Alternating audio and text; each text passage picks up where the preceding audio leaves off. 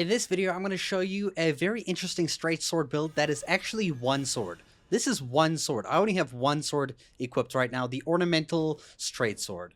Now this weapon duplicates itself into both of your hands, and its normal attacks acts as if it is using a dual-wielded weapon, which is really cool. Now the way you get the sword is by actually progressing or going back to the very beginning of the game where you first started. Now if you don't know where that is, I'm going to show you. You're going to take a portal to this location. So over here, just to the top right of Raya Academy, on the left side of the map here, you go up this mountain to this area over here, and you'll get a special item from the main building, which is over here, and this is going to be used to unlock a portal on the right. So if I head north from the Site of Grace, the 4 Belfries, or Belfries, I think they'll say Belfries. Anyway, there's a chest over here that has an imbued stone sword key that you're going to loot. Now you can use this to unlock one of the 3 teleporters that are at this location, and we're going to head to the one that is directly east of this location over here. As you can see where I'm following on the screen, this is the one you need to open. And when you go through the teleporter, you'll be transported to the very beginning of the game, the Chapel of Anticipation, right over here.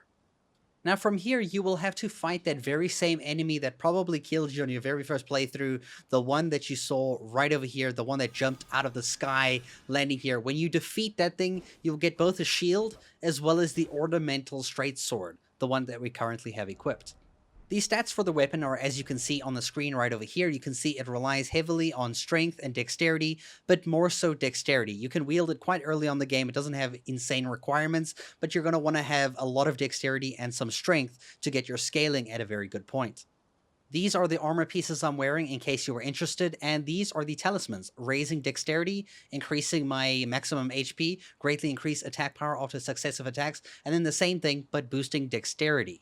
To show you this weapon in actual gameplay, this is what it's like here. You can see I only have one weapon on my inventory, but I'm actually carrying dual wield weapons. And some of these times when you do different attacks here, you end up doing a double slash with the weapon at the same time. So you do insane damage for just one straight sword. It's kind of crazy, and it's very, very fast. I think something like this weapon for maybe PvP would be very great because you have so much leeway with how fast you can attack and jump into battle and jump out, as well as dealing insane damage. Look at this, dude. I just murdered these 2 dudes so quickly without even really trying. And there's just so much more to it. As you can see, the jump attack actually does a bunch of stabbing, and it even gets better. The heavy attack for this weapon is deadly. If you can land a perfect charged heavy attack for this weapon, you will do crazy damage like this. Watch this on the screen right now. If you manage to land this on an enemy with all those slashes, it's just deadly, dude. It does so much damage. It feels very slick and fast to play, so when you're up against enemies that are really punishing, you can deal with them very nicely, still dodge out of the way, and attack very quickly. You can dish out damage without actually having to worry too much. You do have to, however, focus on dodging attacks because you're probably going to wear light gear with this so that you can move around as fast to take on enemies at that speed.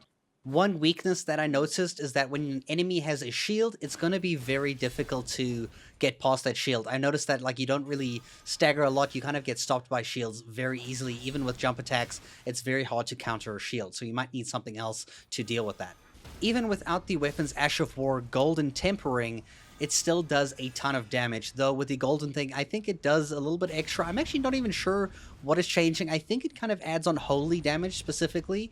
Apart from that, it doesn't really do a whole lot much. You can actually still dish out crazy damage without actually having to use the Ash of War entirely. Against big enemies like this, you can see it's a little hard because the more you get smacked, you take more damage, but you have to find that perfect opening to take on giants or enemies that are really punishing like this. I really think that this weapon would be good in PvP. I'm not really much of a PvPer myself, but I think for the fast speeds that I see in people who do PvP, this weapon would be very, very nice to have because of its intense speed and its aggressive playstyle that it can come with.